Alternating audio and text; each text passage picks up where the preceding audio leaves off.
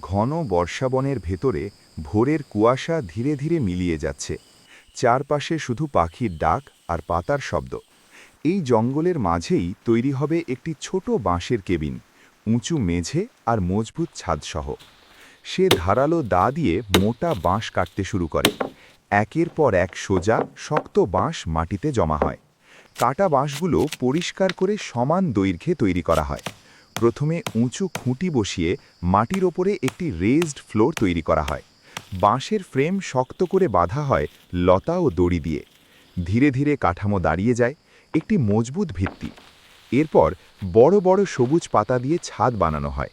স্তর করে সাজানো পাতাগুলো বৃষ্টির পানি সহজে গড়িয়ে নামিয়ে দেয়। জঙ্গলের বৃষ্টির জন্য উপযুক্ত প্রাকৃতিক ছাদ।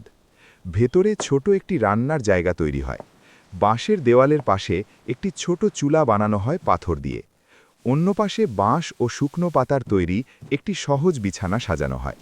সন্ধ্যা নামলে আগুন জ্বলে ওঠে। উঁচু কেবিনের ভেতর আগুনের নরম আলো ছড়িয়ে পড়ে। একটি পাত্রে পানি গরম হয়। ধীরে ধীরে বাষ্প ওঠে। কিছুক্ষণ পর সে এক কাপ গরম চা বা কফি হাতে নিয়ে বসে থাকে। উঁচু মেঝের কেবিন থেকে জঙ্গলের দিকে তাকিয়ে থাকে। বৃষ্টি ভেজা বর্ষাবনের মাঝে নিজের হাতে বানানো সেই বাঁশের কেবিন যেন নিরাপদ এক আশ্রয় হয়ে দাঁড়ায়।